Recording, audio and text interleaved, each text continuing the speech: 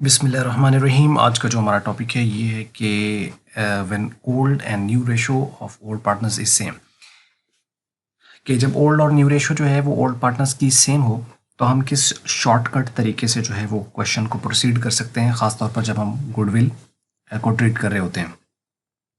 अब इसमें यह है कि नॉर्मली आपको पता है कि जो गुडविल आपके पास आती है उसमें आपने उसको सेक्रीफाइस रेशियो के मुताबिक जो ओल्ड पार्टनर्स होते हैं उसमें आपने उसको डिस्ट्रीब्यूट करना होता है।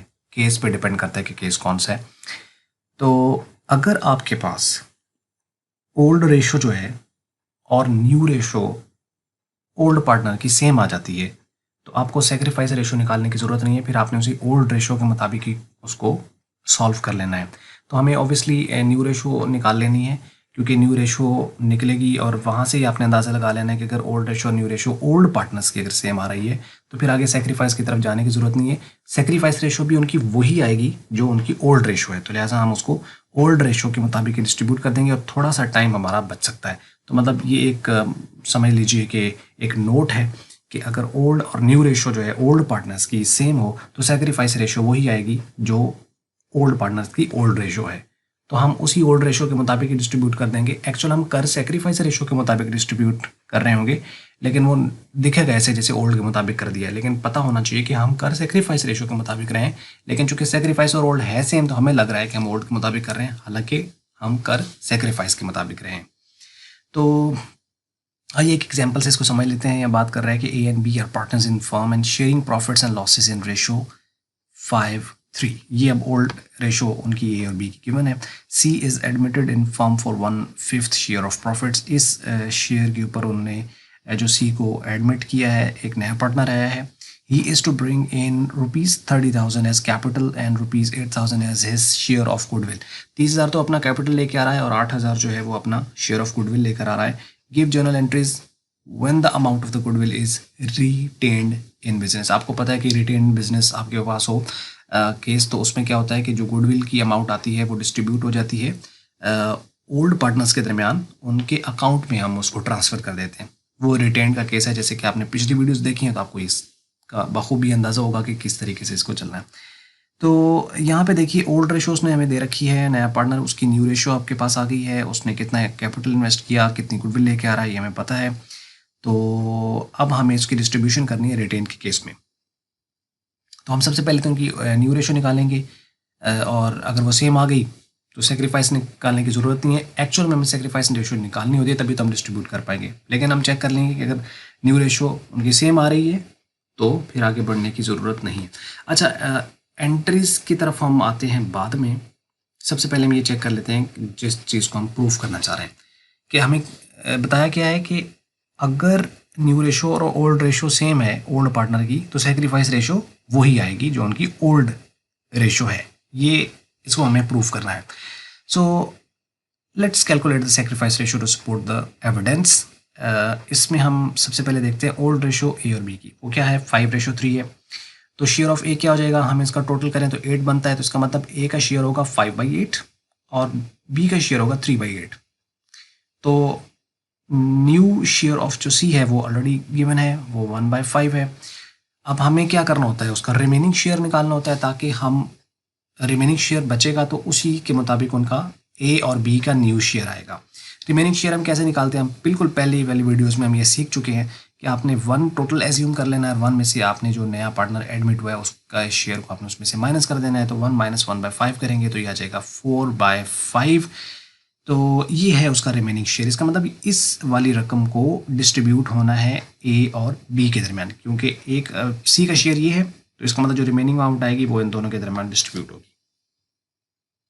अब यहाँ में कहते हैं जी न्यू शेयर ऑफ ए का जो न्यू शेयर है वो किस तरीके से होगा, 4/5 है, वो आपके पास यहाँ पे आ गई। इसको ही आपने मल्टीप्लाई कर देना है ए की ओल्ड रेशो के साथ और इसी रिमेनिंग शेयर को आपने बी की ओल्ड रेशो के साथ मल्टीप्लाई कर देना, तो हमारे आंसर्स आ जाएंगे। तो न्यू शेयर ऑफ ए क्या होगा, 4/5 मल्टीप्लाई 5/8, तो ये आ जाएगा 4 5 से 20 एंड 5 8 are 40, तो 20/40 ये ए का न्यू शेयर आ जाएगा। और इसी तरीके से न्यू शेयर ऑफ बी अगर आपने निकालना है तो वो उसका जो रिमेनिंग रेशो है उसको हम उसकी ओल्ड रेशो के साथ मल्टीप्लाई कर देंगे, तो इसका आ जाएगा 12/40। और न्यू शेयर ऑफ सी जो है वो 1/5 ही है, हम चूँकि उसका भी 40 आ रहा है, ए का और बी का भी 40 आ रहा है, तो इसलिए हम इसको भी 40 करने के लिए ऐसे नंबर से मल्टीप्लाई डिवाइड कर रहे हैं कि नीचे वाला डिनोमिनेटर इसका भी 40 हो जाए ताकि वो इक्वल हो जाए। तो 1/5 इसको हम 8 से मल्टीप्लाई करें तो 40 बन सकता है। इसका अगर हम इसको में 8 से मल्टीप्लाई करें तो ऊपर भी 8 से मल्टीप्लाई करेंगे तो ये आ जाएगा 8/40। ठीक है, तो मतलब ये सिर्फ इसको नीचे डिनोमिनेटर को 40 करने के लिए 8 से मल्टीप्लाई 8 से डिवाइड कर दिया गया। तो आ गई 8/40। अब चूंकि डिनोमिनेटर ए का, बी का, सी का तीनों का सेम है तो इसलिए नीचे वाले को जो वैल्यूज़ को हम इग्नोर कर सकते हैं, ऊपर जो वैल्यूज़ आती हैं वही हमारी रेशो होती है। तो ऊपर वैल्यूज़ हमारे पास जो आ रही हैं वो कौन कौन सी हैं, 20, 12 एंड 8। तो इसका मतलब ए बी सी की जो रेशो होगी वो 20, 12 और 8 होगी। इसको हम 2 पे डिवाइड कर दें तो ये आ जाएगी 10, 6, 4। मज़ीद भी ये 2 पे डिवाइड हो सकता है तो ये आ जाएगी 5, 3, 2। तो अब यहाँ पे देखो कि जो पहले वाली जो रेशो आ रही है ये बिल्कुल वही है जो उनकी ओल्ड रेशो है। अगर आप यहाँ पे देखो तो उनकी ओल्ड रेशो क्या थी, 5:3, और जो न्यू रेशो आ रही है इन तीनों के दरमियान उसमें ए और बी की कितनी आ रही है, 5:3 सेम आ गई। अगर आपने यहाँ चेक कर लेना है कि अगर ये सेम आ रही है तो यही उनकी सेक्रीफाइस भी आएगी। लेकिन इस चीज़ को एविडेंस करने के लिए हम एक बार सेक्रीफाइस कैलकुलेट करेंगे कि वो भी यही आती है या नहीं। सही, so here you can see that the new and the old ratio of A and B is same, that is 5:3. Now let's calculate the sacrifice ratio. अगर हम sacrifice ratios को करेंगे calculate, तो sacrifice ratios आपको पता है कि आपने old ratio minus new ratio करना है। तो ओल्ड रेशो है ए की 5/8, न्यू रेशो है उसकी 5/10। ये 10 कहाँ से आ गया, इन तीनों को आप टोटल करें तो 5 + 3 + 2 = 10। तो यानी ए का क्या आ जाएगा 5/10, बी का आ जाएगा 3/10 और सी का आ जाएगा 2/10। ठीक है, तो इसको आप माइनस करोगे, इसका आप एलसीएम लेके इसको सॉल्व करोगे तो 540 आ जाएगा।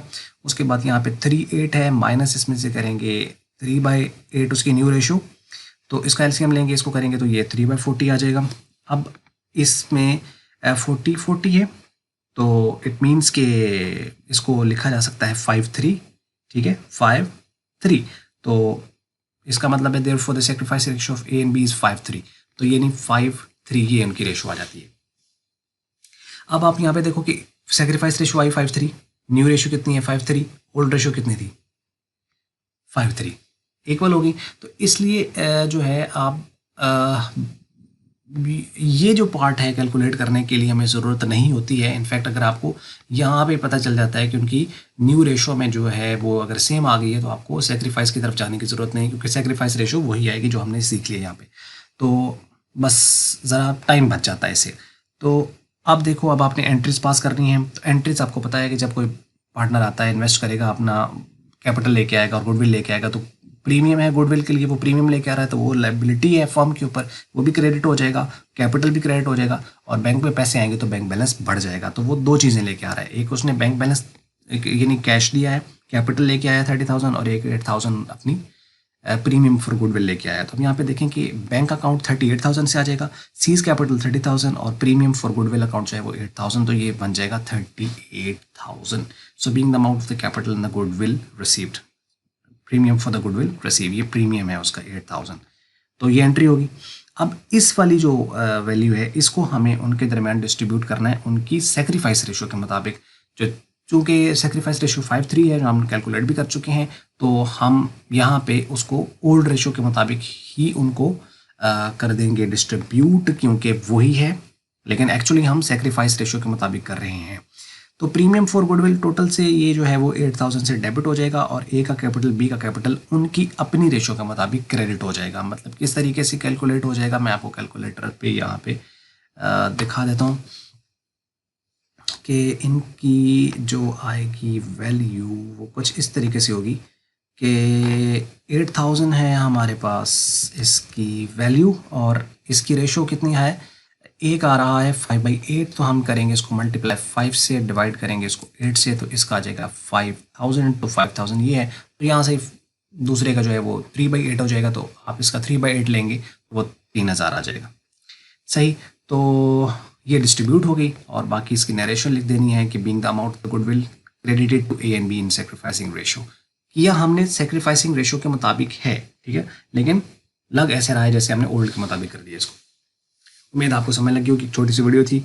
अगर आपको समझ लगी इस और वीडियो पसंद है तो उसको आप लाइक कर लो, शेयर कर लो दूसरों के साथ, वरना इसको आप कर दो डिसलाइक। और वीडियो देखने का शुक्रिया।